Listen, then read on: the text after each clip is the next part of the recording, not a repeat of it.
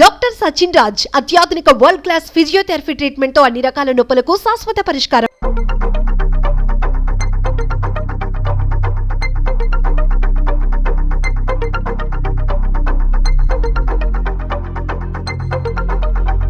చెక్కినాలు ఈరోజు చేస్తున్నాము.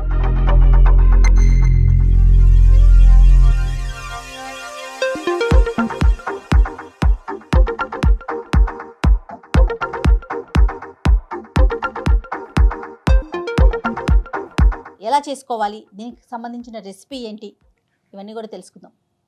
నమస్తే రమ్మ గారు. నమస్తే జయ, సంక్రాంతి శుభాకాంక్షలు. మీకు కూడా సంక్రాంతి శుభాకాంక్షలు రమ్మ గారు. అరిసెలు చేసి చూపించాం మనం ముందుగా ఒక వీడియో. బాగా వచ్చే కరకరలాడు భలే ఉన్నాయి రమ్మ గారు. టేస్ట్ మాత్రం బాగా వచ్చినాయి. అందరు చెయ్యి పడేసరికి ఇంకా బాగున్నట్లున్నాయి. రైట్. నెక్స్ట్ ఇప్పుడు ఏంటండి? చక్రాలు, అదే ఏమంటారు దాన్ని, చక్రాలు, చక్కిలాలు, జంతికలు అంటారా? జంతికలు అంటే ఏమో శనగపిండితో చేసేవి. ఓకే. ఇది మనం బియ్యపిండితో చేసి చక్రాలు. ఈ చక్రాలకి ఏంటంటే మినపప్పు బియ్యపిండి. చక్రాలు అంటాం. చక్రాలే పోనీ, అలాగేనండి.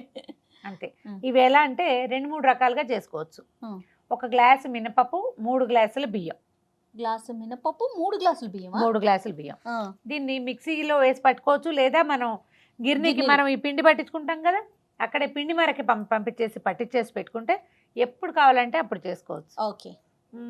మెథడ్స్లో రెండో భాగం ఏంటంటే మినపప్పును వేయించిన మినపప్పును మెత్తగా పట్టేసి అది 3 బియ్య పిండి కలుపుకోవచ్చు. అదొక మెథడ్. మూడో మెథడ్ ఏంటంటే మినపప్పును చక్కగా నానబెట్టి ఉడకబెట్టేసి ఉడికించిన పప్పుని మెత్తగా గ్రైండ్ చేసేసి 1 గ్లాసు మినపప్పు అయితే 3 గ్లాసులు బియ్యపిండి. బియ్యపిండిని కలిపేసుకోవటం, ఆ ఉడికిన మెత్త పదార్థము ఇది కలిపేసి చెక్కలాలు చేసుకోవచ్చు. ఇప్పుడు ఈ 3 రకాలు కూడా మనకు ఒక 10-15 రోజులు ఉంటాయండి, నిలవ ఉంటాయి. శుభ్రంగా ఉంటాయి. అయితే ఇందులో బాగా నిలవ పెట్టుకోగలిగే పిండి ఏంటంటే పచ్చిది.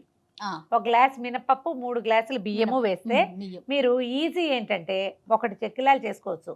ఎప్పుడైనా అత్యవసరం అయితే నీళ్ళు పోసి చక్కగా కలిపేసుకుని కమ్మటి అట్లు కూడా పోసుకోవచ్చు. ఆ పిండి ఫ్రిడ్జ్లో పెట్టుకోవచ్చు. ఎప్పుడు కావాలంటే ఫ్రిడ్జ్లో కాదు, డబ్బాలో పోసి అల్మార్లో పెట్టుకున్నా ఉంటుంది. ఓకే. పిండి నిల్వ ఉంటుంది. నేను ఎప్పటికప్పుడు అలా పట్టించి పెట్టుకుంటా. ఇక 1 మినపప్పు, 3 బియ్యము వేసి కలిపేసాం ఈ పిండి. దీంట్లో ఏంటంటే కారం వెయ్యము, ఉప్పు, తర్వాత ఏమో నువ్వులు, ఇంగువ. ఓకే. కొంతమంది వాము కూడా వేసుకుంటారండి. వాము వేసుకుంటారు. జనరల్గా వాము ఒక స్పెసిఫిక్ రీజన్ తోటి వేస్తాం, డైజెషన్ కోసం. బియ్యపిండి మినపప్పులో డైజెషన్కి పెద్ద సమస్య ఉండదు, అందుకని శనగపిండి వాము మంచి కాంబినేషన్. ఓకే. బియ్యపిండికి పెద్దగా అవసరం లేదు. దీన్ని ఏం చేయాలంటే ముందు పిండి కలుపుకునే ముందే స్టవ్ వెలిగించేసుకోవాలి. తగ్గించిన ఉండని నూనె కాగాలి మనకి. ఓకే. ఇదేంటంటే పిండి కలిపేసుకోవటం, చెక్క ఒత్తేసుకోవటమే అంతే. ఇది మన మామూలు ఇవి జంతికలు కొట్టం ఉంటుంది కదా, చక్రాల గిద్దలు జయ భాషలో, మా భాషలో జంతికలు కొట్టం. ఇంకా ఏమిటో పేర్లు ఉంటాయి, చక్లీలు అలాంటి పేరు ఉంటుంది. ఎలా అలవాటు ఉంటే అట్లా. ఇందులో ఏంటంటే సింగిల్ స్టార్ పెట్టారా? సింగిల్ స్టార్ పెట్టాను. స్టార్ పెట్టుకోవచ్చు. ఇది మరీ లావుగా ఉందనుకోండి, అప్పుడు 3 చుక్కలది ఉంటుంది కదా, 3 హోల్స్ ఉండేది, అది కూడా పెట్టుకోవచ్చు. అవి చేసుకోవచ్చు, ఇది చేసుకోవచ్చు. ఈ పిండిలో మనం ఇంకా వెన్న, నెయ్యి అలా ఏం వేయం. ఈ కాగిన నూనె 2 గరిటెల నూనె పోసుకోవాలి. ఇందులో పోసి కలిపేసుకుంటే అప్పుడు అది చక్కగా మనకి మొరమొరలాడుతూ వస్తే రుచి బాగుంటుంది అనమాట. ఓకే. కాగిపోతున్న నూనెని పోసుకుని ఆ కాగిన నూనె పోస్తే పిండిలో మనం ఏం చేయాలి, నువ్వుపప్పు, ఉప్పు, ఇంగువ వేసేసుకోవటమేనా? 3 వేసేసుకోవాలి. అంత అన్నీ ఎక్కడ పడుతుంది. 1 స్పూన్ నువ్వుపప్పు, ఓకే, 1 ముప్పావు స్పూన్ ఉప్పు పడుతుంది. ఉప్పు మనం చూసి వేసుకోవచ్చు. చాలు కదండి? చాలు. అండ్ ఇంగువని పాలు తీసి పోయాలంటారు. పాల ఇంగువని దొరుకుతుంది, చిన్న వాటిలా ఉంటుంది కదా, అది నీళ్ళల్లో వేసి కాసేపు పట్టి పెడితే అప్పుడు ఏమైనా మొత్తం కరిగిపోతుంది. ఇప్పుడు ఈ ఇంగువలు ఇప్పుడు వాడుకుంటామా, ఇందులో మనకి దుమ్ము ఎక్కువగా అంటే రకరకాల పదార్థాలు కలుపుతారు.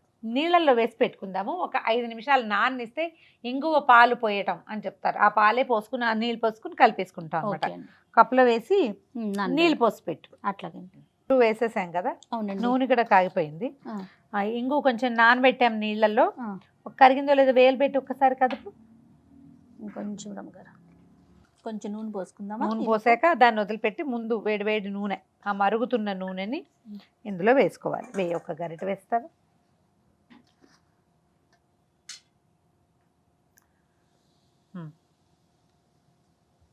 ఇంకొక గరిట.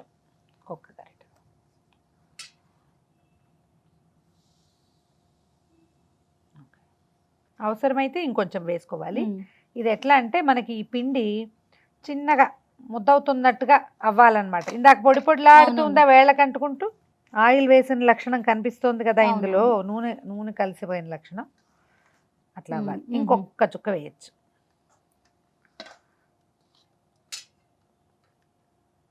పోసి చాలు, సరిపోతుంది. ఇలా అయితే ఇది బాగా వస్తాయి, మొరమొరలాడుతూ వస్తాయి, కరకరలాడతాయి, బాగా చక్కగా గుల్లబారుతాయి అన్నమాట. రుచి బాగుంటుంది.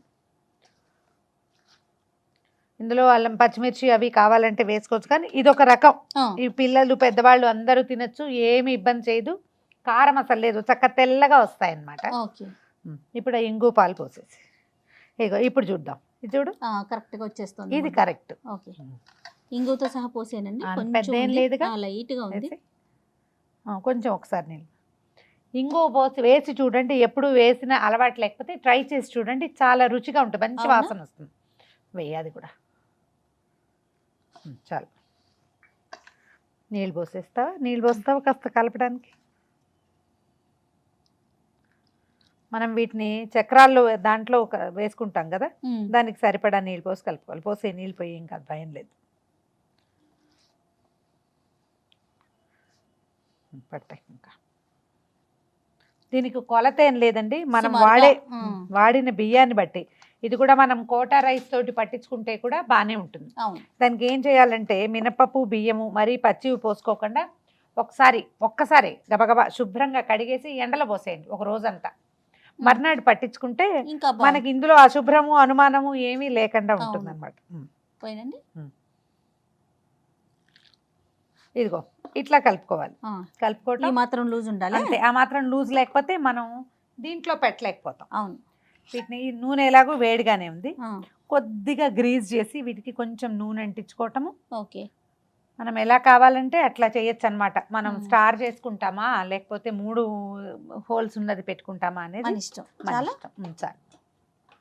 దీంట్లో డైరెక్ట్గా ఇందులోకే పెట్టుకుంటే అంటే పొయ్యి మీదకే పిండటం ఒక పద్ధతి. పొయ్యి మీద కాదు, మనం పక్కన 2 మనుషులు ఉంటే మనకి ఈజీ.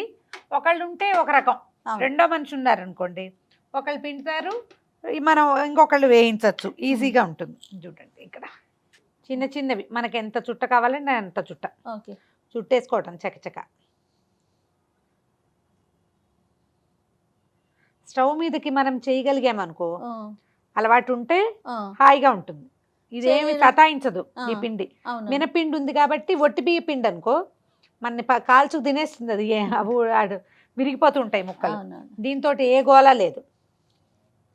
దీన్ని మళ్ళీ ఈజీగా పడిపోతుంది రమ్మగారు. ఈజీగా పడిపోతుంది. దీన్ని మనం టంగుమని కలుపుకున్నాం అనుకో పడదు ఎప్పటికీ. ఇవి మనం ప్లేట్ మీదకి తీసుకుంటే ఏంటంటే ఈజీ, ఇందులో నుంచి మనం ఇక్కడ ట్రాన్స్ఫర్ చేయటం అది కష్టం లేకుండా ఉంటుంది అనమాట. ఇందులోనే పిండుతాను చూడు. అట్లాగూ ఇలాగూ కూడా 2 రకాలుగాను చేసుకోవచ్చు.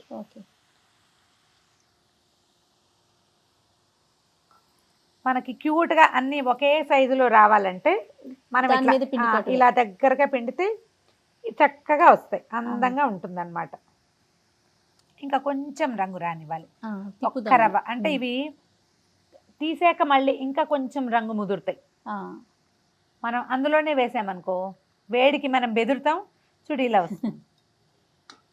అన్ని షేప్లు ఏవైనా బాగానే ఉంటాయి. మనం ఒకే చోట పిండేసుకుని చేసుకుంటే చక్కగా అయిపోతాయి. అవే వేగగానే పైకి వచ్చేస్తాయి. ఒకేసారి ఒక 10-12 మన మూకుడు సైజుని బట్టి. ఫస్ట్ టైం తెలిసింది కదా మనకి ఎన్ని పడతాయి అని. చూద్దాం. చూడు టక్ అని విరుగుతుంది.